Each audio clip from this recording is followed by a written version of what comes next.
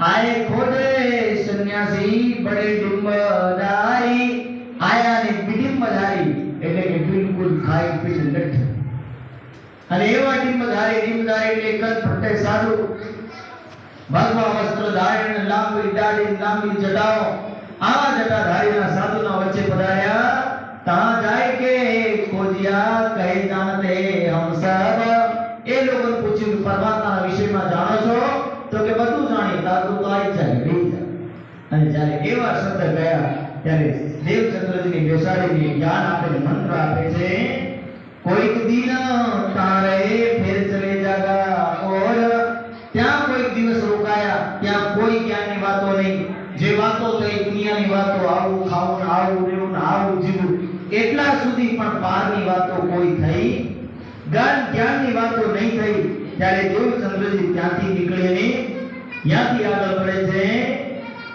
कोई दिन तहारे साथ ना होए अंदर અને થોડા દિન પછી કનપટ્ટે સાધુ ડિમ્બધારી સાધુ અને વૈરાગી કાપડી વૈરાગી સાધુ કાપડી એટલે કે કાપાલિક સાધુ સાધુઓમાં ભાઈ ઘણા પ્રકાર છે એવું નથી બધા હરકા સાધુ બોલો શ્રી પ્રાણનાથ તો સાધુના પ્રકારમાં તમને કહું એક સાધુ ભગવાન વસ્ત્ર આવા વસ્ત્ર एक साधु पानी करता हुआ हजू थोड़ा એટલે કે ભગવાધારી સાધુ એક સાધુ હોય આવા પીળા વસ્ત્રધારી એકદમ પીળા તો કે એક ભગવા વસ્ત્રધારી એક પીળા વસ્ત્રધારી એક કાળા વસ્ત્રધારી ને સફેદ વસ્ત્રધારી અને વર્તમાનમાં બધા રંગબેરંગી સાધુ થઈ ગયા એમાં બધા ધારણ કરે એ કાલ લીલું પહેરે લાલ પહેરે કાલ બીજું કઈ પહેરે બધા જે મળે એ બધું પહેરી ફરવાનું એટલે આ પાંચમા નંબર હવે આમાં કપડામાં અને સાધુમાં ફરક શું છે કપડામાં પણ અંતર છે કે કાળો કોટ ખાલી વકીલની શોભે અને સફેદ કોટ ડોક્ટરની શોભે બરોબર કાળા કોટના વકીલ અને સફેદ કોટના ડોક્ટર અને એની જગ્યાએ પહેરે તો સારું લાગે એવી રીતે સાધુમાં પણ કયા ડ્રેસના કયા સાધુની સાધુની ઓળખ થાય છે એટલે સાધુમાં જે ભગવા વસ્ત્રધારી આવા કપડાવાળો આ ભગવા વસ્ત્રધારી સાધુ કે એ સાધુ કોઈ દિવસ ઘરમાં નહીં રહે એ સાધુ ઘરમાં કેમ નહીં રહે તો કે એના માટે નિયમો છે ભગવા વસ્ત્રધારી સાધુ 22 નિયમોનું પાલન કરે કોઈના ઘરનું ભોજન કરે ને એ માંગીને ખાય एक घर में नहीं रोकाय मांगी खाए दक्षिण आरे भिक्षा मांगी भिक्षाटन करीने भोजन ग्रहण करे અને મોહ માયાના બંધનથી પરે પરમાત્માની ભક્તિમાં કે ડૂબેલો હોય પ્રવચન પણ બહુ કમ કરે પ્રવચન પણ એટલો કરે કારણ કે પરમાત્માના ધ્યાનમાં લગાતાર બેઠેલો હોય એટલે પ્રવચન વગેરે કશું કરતો નથી એટલે આવી રીતનો સાધુ જેને કહેવાય સંન્યાસી એટલે કે સંસારની પૂર્ણતયા વૃત્તિ મનથી અને શરીરથી બંનેથી છોડ દે સંસાર તરફ જેની ઈચ્છા નથી સંસાર જેને માટે બન્યો નથી એવું લાગે એવો વ્યક્તિ જેને કહેવાય સંન્યાસી સાધુ પછી રહ્યા પીળા વસ્ત્રની પાસે આજે આવા ટાઈપના વસ્ત્રો પીળા આની કહેવાય વાનપ્રસ્થી સાધુ હોય ગૃહસ્થી પણ 50 વર્ષથી પહેલી ઘર નહીં છોડી શકે આના નિયમો છે કે 50 વર્ષથી પહેલી ઘર છોડીને જઈ શકે અને 50 વર્ષ સુધી ગૃહસ્થમાં રહેવાનું 50-55 વર્ષ હતી પછી 55 વર્ષ પૂરા થાય એટલે એને ગૃહસ્થ છોડીને જવાય એ ઘરમાં જઈ શકે આવી શકે રહી શકે અવર જવર કરે પણ લગાતાર ઘરમાં પણ નહીં રહે અને લગાતાર આશ્રમમાં પણ નહીં રહે એવો સાધુ એટલે પીળા વસ્ત્રધારી સાધુ હવે ત્રીજા નંબર પર જ્યારે આ કાપાલિક સાધુ કે ને કાપડી સાધુ એ કાળા વસ્ત્ર ધારણ અને કાળા વસ્ત્ર ધારણ કરે એટલે એ માણસની ખોપડીમાં ખાય આ વિષય કટ કરી લે મુર્દાની ખોપડી લઈ આવે બળતું હોય ત્યાંથી મળદામાંથી એની ખોપડી કાપ લાવે અને એની ખોપડીની અતિ કટ કરીને એના વાટકા જેવું બનાવે એમાં ભોજન ખાય પાણી પીવે બધું એમાં જ પીવે અલગથી ગ્લાસોમાં પીવે એ તાંત્રિક વિદ્યાના સાધુ હોય એ આત્માઓ સાથે કોઈ લેવું દેવું નહીં જે બધું લેવું દેવું કોની સાથે કરી શકે. તાંત્રિક વિદ્યાઓ કરે, ભૂત પ્રેત બધાને વશીભૂત કરે, આવા બધા એમના કાર્યો હોય. અને ભક્તિ કરે ભગવાન શિવ, જેને કહેવાય હાટકેશ્વર મહાદેવ. કે સંસારી સાધુ હોય અને સંસારી સાધુ ઈ મન પડે તો કપડા પણ ઉખાડી નાખે, નંગ દણંગ ફરે, એને કોઈ શરમ લજ્જા હોય નહીં. એટલે એને ગોરી સાધુ પણ કહેવાય. મન પડે તો કાળા વસ્ત્ર પહેરે, મન પડે તો વસ્ત્ર પણ છોડ દે, આવી રીતના સાધુ. અને ધીરે ધીરે જ્યારે ચોથા નંબરના સાધુની વાત આવે ત્યારે સફેદ વસ્ત્રધારી સાધુ. સફેદ વસ્ત્રધારી સાધુનો નિયમ છે શિક્ષા લેવું ને શિક્ષા દેવું. એ શિક્ષણના વિભાગમાં કાર્ય કરતા લોકો. એટલે સફેદ વસ્ત્રધારી યા તો કોઈ આચાર્ય ધારણ કરે યા ફિર કોઈ શિષ્ય ધારણ કરે. શિક્ષા લેવા વાળો અને શિક્ષા દેવા વાળો, આ બે જે કામ કરે ને એ સફેદ વસ્ત્રધારી. એટલે એ નહીં સંન્યાસી કહેવાય, નહીં વાનપ્રસ્થી કહેવાય, નહીં કાપાલી કહેવાય, એ કોઈ માન્યા હોય તો સંસારી લોકો જેવા હોય, પણ વસ્ત્ર એમના સફેદ હોય. જ્ઞાન આપે અને જ્ઞાન લે, આ આનું કામ હોય.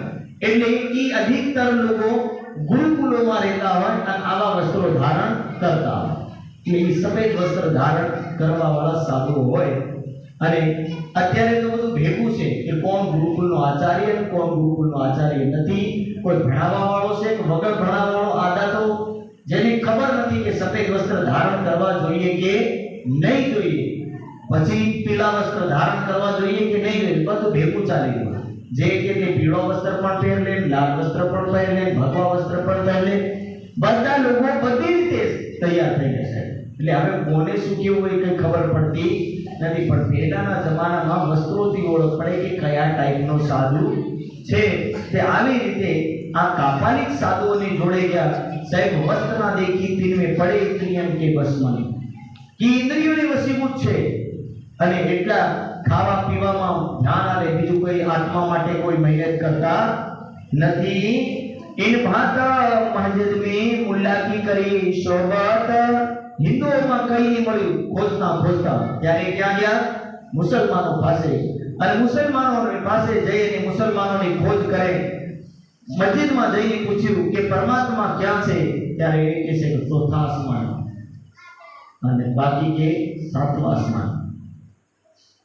ત્યારે કે ચોથા આસમાન વાળાને કઈ રીતે પ્રાપ્ત કરવો? ત્યારે એના બધા નમાઝ, ઉઠ બેઠક, કલમા, રોજા, હજ. શ્રી દેવચંદ્રજી લાગે આનાથી તો એ પરવાળો મળવાનો છે, એ તો બહારી વસ્તુઓ છે. અને અંદરની વસ્તુને પ્રાપ્ત કરવા માટે શ્રી દેવચંદ્રજી ભોજનગર પધારે. અને ભોજનગરમાં फिर भोजनगर आए 3 शहर में.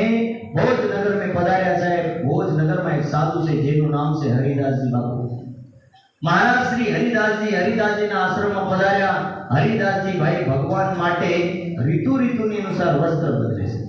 ગરમીની ઋતુ હોય તો હરિદાસજી એકદમ પાતળા વસ્ત્ર બનાવે અને બિલકુલ મહીન વસ્ત્ર પહેરાવે ભગવાનને. જ્યારે ઠંડીની ઋતુ હોય તો ઊનના વસ્ત્રો બનાવે અને ગરમ સ્વેટર જેવા બનાવે ભગવાનના મૂર્તિને પહેરાવે. અને આવી રીતની મહેનત કરે અને દિવસમાં બોલે કમસે કમ 3 થી 4 વાર સ્નાન કરે. આવી ભક્તિની જોઈને દેવચંદ્રજીને લાગ્યું રહે દિન કી સોબત में देखी सेवा अत प्रेम. ત્યારે દેવચંદ્રજીના મનમાં લાગ્યું કે શાયદ મને અહીંયાથી કંઈ મળે, અને એટલા માટે ભોજનગરમાં રોકાયા. અને ભોજનગરમાં રોકાઈને શ્રી હરિદાસજી મહારાજના ચરણોમાં સેવા કરે. इन ठिकाने आए के आत्म पायो करार. बोले બધા ભક્તિના માર્ગને જોતા જોતા જ્યારે ખબર પડી ત્યારે આ એક માર્ગમાં શાંતિ મળે છે. એટલે કે પંત હોવે કોટ કલમ. વાણીમાં લખ્યું છે કે દુનિયાના માર્ગોને જ્યારે આપણે અપનાવવાનું શરૂ કરીએ તો કરોડો વર્ષ લાગી જાય, કરોડો જન્મ લીધે થઈ જાય, પણ પરમાત્મા મળે એટલે ઘણા કે ને આજ આપણે રામ નહીં કરવું, કાલે શિવ નહીં કરી લઈશું, અને પરમ દિવસ હનુમાન નહીં કરી લઈશું. બાકી ધીરે ધીરે બધા નહીં કરતા કરતા ધીરે ધીરે પહોંચી જાઉં. બધા વિચારે તો પડશે ને ધીરે ધીરે. આવી જ્યારે વિચારધારા થાય એટલે સમજ લેવું કે એક પછી બીજો, બીજો પછી ત્રીજો, ત્રીજા પછી ચોથો આવી ભક્તિ કરવાની શરૂ કરી દે તો વાણી કહેશે પંત હોવે કોટ કરે. પંત એટલે કે રાસ્તા. रास्ता तो बोले करोड़ों युगों तक ले जाए एवा रास्ता पड़े। धीरे धीरे धीरे धीरे तमे जगह मारे देवचंद्र जी चाहे तो बधामा पूछता पूछता जाए, पर साहेब मनुष्य जन्म 100 वर्ष में एमांथी 80 वर्ष के 70 वर्ष मळे અને એમાંથી यदि લેટ કર્યું તો આ મનુષ્ય જીવનની અંદર પરમાત્માની પ્રાપ્તિ થાય નહીં। એટલે દેવચંદ્રજી વિચાર લીધો કે જલ્દીથી જલ્દી પરમાત્માને પ્રાપ્ત કરવું, એટલે એકને છોડી બીજાને છોડી જલ્દી જલ્દી પરમાત્માની ખોજમાં લાગે છે। અને અહીંયા આવીને જ્યારે इन ठिकाने आए के आत्म पायो करार ये सांच वटी देख के करने लगे विचार कि मैं इनकी मैं सेवा करूं वस्त्र ग्रहो इनसे, इनकी मैं सेवा करूं इनसे कोई वस्तु को ग्रहण करूं। हवे श्री हरिदास जी महाराज एमना पिताने पत्र लख्यो અને પત્ર લખીને કહ્યું મેતુ મહેતાજી તમારો પુત્ર મારા મંદિરે પધાર્યો છે। મતુ મહેતા સાહેબ બધું છોડી ઉમરકોટમાં જે કંઈ હતું વેચી વાંચી કઈ પહોંચી ગયા સીધા કચ્છમાં, અને કચ્છમાં ઘર લીધું ત્યાં રહેવા लाग्या। नसीहत जो कहने थी सो कह थके सब, बड़ी प्रकार की देवचंद्र जी ने समझाया बेटा साधु નું કામ છોડ દે, બીજું બધું કામ અપનાવે। વાસ્તવિકતા છે સફેદ વસ્ત્ર ધારણ કર લે એટલે ઘરવાળાને એવું લાગે ભાવતા મને પાળવાનો નથી, પાળવાનો નથી એટલે લોકો ની કકડા થાય કે ત્યાં સુધી કકડા થાય બોલે કે આવું કરવાનું તો જન્મ દેવાની ના એટલે લોકો છોકરાનો જન્મ કેમ આપે કે મારો બુઢાપાનો સહારો હોય। પણ સાહેબ કોઈ જીવ એવો હોય એને હું કરી શકું, જેના જીવમાં એકલા જવાની ઈચ્છા હોય તો એને રોકી શકાય નહીં।